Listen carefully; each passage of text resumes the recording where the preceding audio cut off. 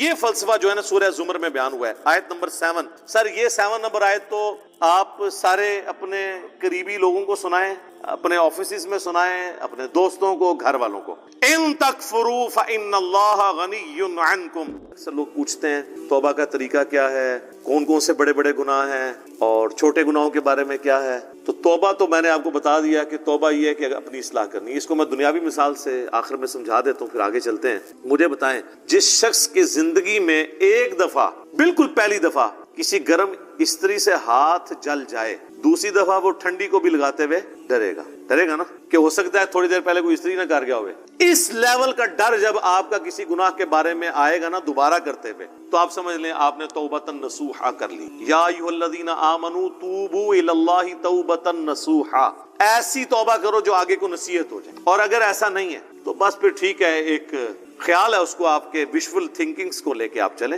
اور کبھی آپ شیطان کے اوپر ڈال دیں۔ میں تو یہ چیلنج کرتا ہوں بار بار کہ اگر گورنمنٹ آف پاکستان یہ اناؤنسمنٹ کرے کہ جو شخص فجر کی نماز اپنے محلے کی مسجد کی پہلی صف میں ادا کرے تو فی فجر 1,00,000 روپیہ، دوسری صف والے کو 50,000، تیسری والے کو 25,000، تو دنیا کے سارے شیاطین مل کے دنیا کے سب سے بڑے بے نمازی کی بھی فجر نہیں چھڑوا سکتے۔ ہاں کر کے دیکھ لیں، اگر آپ کو ہے نا ایسی آنکھ ہی نہیں کھلتی، وہ چیز ہوش ہی نہیں ہوتی۔ ہم نے ان لوگوں کو بھی اپنے آفس میں دیکھا ہے کہ جن کو ہوش ہی نہیں ہوتی تھی، لیکن جب انہوں نے کبھی کسی آفیشل ٹور پہ دوسرے ملک جانا ہوتا تھا تو اللہ کے فضل سے وہ تہجد کے وقت اٹھے ہوتے تھے۔ تو یہ سب کے سب بہانے ہیں۔ پھر کہتے ہیں دعا کریں توفیق مل جائے۔ آج تک ہمیں کسی نے نہیں کہا کہ دعا کریں، ارادہ ہے گھر جا کے رات کا کھانا کھانا ہے توفیق مل جائے، نہیں، وہ کھانا ہوتا ہے۔ آج تک کسی نے ٹوائلٹ جانے سے پہلے کہا جی دعا کریں، مطلب ایک بڑا مشکل کام میں کرنے جا رہا ہوں، ہے تو مشکل کام ہے سر، پیشاب بند ہو جائے تو نہیں کھلتا، آپریشن ہوتا ہے، تو مہربانی کریں ذرا دعا کریں کہ اللہ تعالیٰ عزت سے یہ پیشاب میرا نکلوا دے، نہیں، وہ ارادہ ہوتا ہے۔ سارے کی ساری یہ دعائیں توفیقیں نیک اعمال کے بارے میں، کیونکہ وہ کرنے نہیں ہوتے۔ یہ بات ہے جو ہم نے سر کام کرنا ہوتا ہے نا۔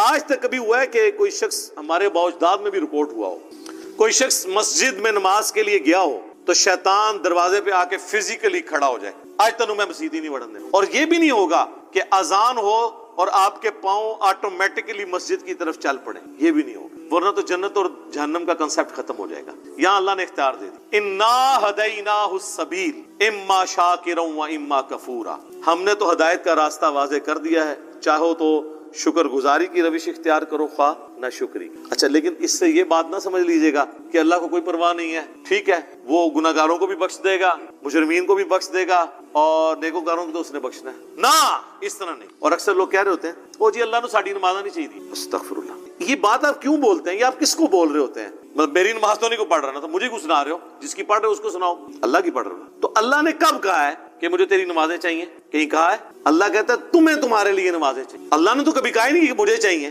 اس فلسفے کو اللہ تعالیٰ نے سورہ الزمر میں بیان کی ہے، مسئلہ تقدیر بھی حل کرنے والی یہ آیت ہے، اور سارے مسئلے، یہ اکثر لوگ کہتے ہیں نا جو کچھ ہو رہا ہے نا جی اللہ کی مرضی سے ہی ہو رہا ہے جی، یہ اکثر آپ سنتے ہوں گے کہ دنیا میں جو کچھ ہو رہا ہے نا جی اللہ کی مرضی سے ہو رہا ہے۔ نہیں سر، ایسے نہیں ہے، اللہ کی مرضی سے نہیں ہو رہا، اللہ کی اجازت سے ہو رہا ہے۔ اللہ کی مرضی ہے یہ کہ لوگ زنا کریں، اجازت ہے کہ کر لو، یہ نہیں ہوگا کہ جسم پہ فالج گرے، لیکن آخرت میں چھوڑوں گا نہیں۔ شراب پینی ہے پی لو، چمڑی اتار دوں گا آخرت، یہ نہیں ہوگا کہ شراب کی بوتل پکڑو تو ہاتھ پہ فالج گر پڑے، ایسے نہیں ہوگا۔ اجازت ہے، نیکی کرنی ہے کرو، برائی کرنی ہے کرو، مرضی نہیں ہے۔ مرضی یہی ہے کہ پیغمبروں کا راستہ اختیار کرو۔ یہ فلسفہ جو ہے نا سورہ زمر میں بیان ہوا ہے، آیت نمبر 7۔ سر یہ 7 نمبر آیت تو آپ سارے اپنے قریبی لوگوں کو سنائیں، اپنے آفیسز میں سنائیں، اپنے دوستوں کو، گھر والوں کو۔ ان تکفروا فإن اللہ غنی عنکم، دیکھو اگر تم اللہ کا کفر کرو گے، ناشکری کی زندگی گزارو گے، تو یاد رکھنا اللہ بے پرواہ ہے، اللہ کو کوئی فرق نہیں پڑے گا۔ لیکن اس کا یہ مطلب بھی نہیں ہے کہ اللہ کو نہیں فرق پڑا تو اللہ تعالیٰ چھوڑ دے گا، نہیں۔ وَلَا يَرْضَىٰ لِعِبَادِهِ الْكُفْرَ، لیکن میں کبھی راضی نہیں ہوں اس بات پہ کہ کوئی میری ناشکری کرے، میری نافرمانی کرے، میرا کفر کرے۔ وَإِن تَشْكُرُوا يَرْضَهُ لَكُمْ، اور اگر تم شکر گزاری کی روش اختیار کرو گے، یعنی اللہ کے تابع فرمان رہو گے، تو یہ اللہ تعالیٰ تم سے پسند کرتا ہے۔ وَلَا تَزِرُ وَازِرَةٌ وِزْرَ أُخْرَىٰ، کوئی جان دوسری جان کا بوجھ نہیں اٹھائے گی، ہر شخص نے اپنے اعمال کا جواب دہ خود ہونا ہے۔ ثُمَّ إِلَىٰ رَبِّكُمْ مَرْجِعُكُمْ، اس کے بعد تمہیں لوٹ کر تمہارے رب کی طرف جانا ہے۔ فَيُنَبِّئُكُمْ بِمَا كُنتُمْ تَعْمَلُونَ، پھر وہ تمہیں خبر دے دے گا جو کچھ تم دنیا میں اعمال کیا کرتے تھے۔ إِنَّهُ عَلِيمٌ بِذَاتِ الصُّدُورِ، بے شک وہ تو سینوں کے چھپے ہوئے رازوں کو بھی جانتا ہے۔ اللہ اکبر، یار اللہ سے کون بھاگ سکتا ہے؟ میرے بھائی، آپ اپنی داڑھیوں سے، پگڑیوں سے، نمازوں سے، تسبیحوں سے دنیا کو دھوکہ دے سکتے ہیں، قانون کو چکما دے سکتے ہیں، اللہ سے بھاگ کے کہاں ہے؟ اللہ تو اتنا باریک بین ہے کہ جن لوگوں کی نماز، حج، زکوٰۃ بھی لکھے ہوں گے نا قیامت والے دن، فرشتوں نے نیکیوں کے ڈھیر لگائے ہوں گے، اللہ زیرو سے ملٹیپلائی کر دے گا۔ اللہ سے بڑا ڈاٹا سر، اللہ بڑا ڈاٹا جائے۔ ہاں اللہ والے بن جاؤ تو اللہ سے زیادہ کوئی شفیق نہیں، لیکن اللہ کے نافرمان ہیں تو سر اللہ بڑا ڈاٹا ہے۔ مسلم شریف میں حدیث ہے، سب سے بڑی 3 نیکیاں کون سی ہو سکتی ہیں؟ تینوں نیکیوں کے بارے میں نبی علیہ السلام نے کہا کہ یہ کرنے والا بھی جہنم میں چلا جائے گا۔ نمبر 1 آپ نے فرمایا قیامت والے دن اللہ تعالیٰ ایک شہید کو اٹھائے گا اور پوچھے گا میں نے تجھے اتنا کچھ دیا، اچھی صحت دی، تو نے میرے لیے کیا کیا؟ وہ کہے گا یا اللہ جان سے قیمتی کون سی چیز تھی تیرے لیے دے دی؟ تو اللہ تعالیٰ فرمائے گا تو نے جان اس لیے دی کہ لوگ تجھے بہادر کہیں، تو دنیا نے تیری بڑی تعریف کی، تو دنیا سے اپنا اجر لے چکا ہے، میرے ہاں کوئی اجر نہیں، اوندھا منہ کر کے جہنم۔ فرشتوں نے اسے شہید لکھا ہوا ہے، اللہ نے کہا نہ، آپ اپنی نیکیوں سے فرشتوں کو بھی دھوکہ دے سکتے، فرشتے تو ظاہری مال کو لکھیں گے، ہاں جی، تو یہ حساب کتاب تو بس اس خانہ پوری ہے، اصل میں تو اللہ تعالیٰ خود حساب کرنا ہے۔ اللہم حاسبنی حسابا یسیرا، آمین۔ پھر اللہ تعالیٰ ایک سخی کو بلائے گا کہ اتنا مال دیا تھا تو نے کیا کیا؟ وہ کہے گا یا اللہ جو بھی مجھے جگہ ملتی تھی نا کہ یہاں پہ تو نے خرچ کرنے کا کہا، میں نے کوئی جگہ نہیں چھوڑی کہ وہاں پہ خرچ نہ کیا ہو۔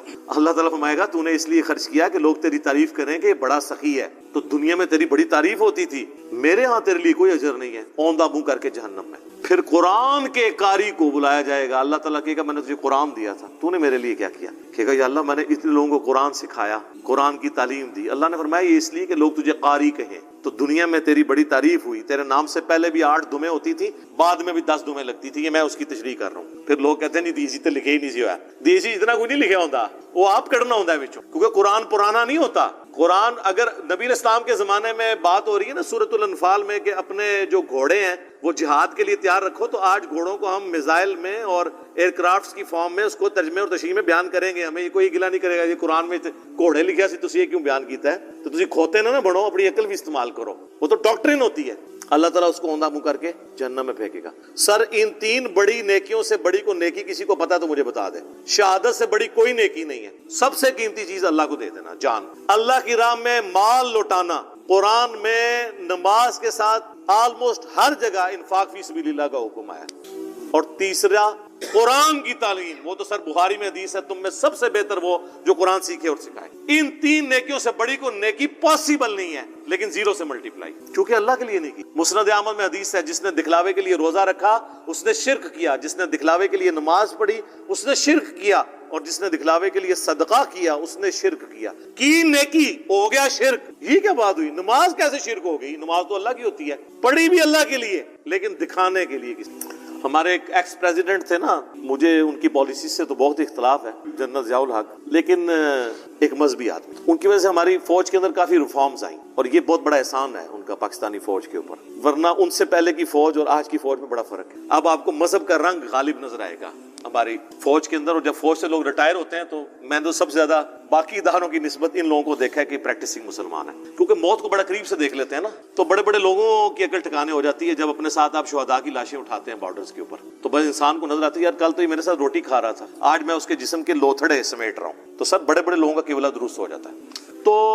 جنرل ضیاء الحق صاحب چونکہ نمازی تھے بڑے پکے، تو ان کے ساتھ جو لوگ ہیں نا انہوں نے مجھے بتایا کہ جب وہ نماز جاتے تھے لوگ بغیر وضو بھی ساتھ پیچھے کھڑے ہو جاتے تھے، کیونکہ وہ نماز پڑھنے کا تو موڈ نہیں ہوتا تھا، اور وضو تو ایک تردد ہے نا، اور وضو کسی کا چیک تو نہیں ہو سکتا سونگ کہ اس کا وضو ہے یا نہیں ہے، تو وہ اس پر ٹوٹل پورے، جس طرح ہمارے یہاں پہ کئی پولیٹیکل لیڈرز کے لوگ جنازے پڑھنے کے لیے صحافی بھی آئے ہوتے ہیں، اگر آپ ان سے نماز سنیں نماز بھی نہیں آتی اور جنازہ پڑھنے کے لیے آئے ہوتے ہیں، ادھر سوٹیں لگا رہے ہوتے ہیں، ادھر میسیج دیکھ رہے ہوتے ہیں، ساتھ ہی جنازے کی اناؤنسمنٹ ہوئی، جنازہ پڑھا، نہ ان کو دعا آتی نہ وضو کیا ہوتا ہے، الا ماشاء اللہ، یعنی یہ نا آپ کہ میں ساروں کے لیے بات کر رہا ہوں، تو وہ ساری اس طرح کی جو نمازیں پڑھ رہے ہوتے ہیں وہ تو دکھلاوے کی ہو رہی ہوتی ہے نا، اللہ کے لیے تو ہو نہیں رہی ہوتی۔ تو استغفر اللہ الذی لا الہ الا ہو الحی القیوم واتوب الیہ من کل ذنب واتوب الیہ، آمین ثم آمین۔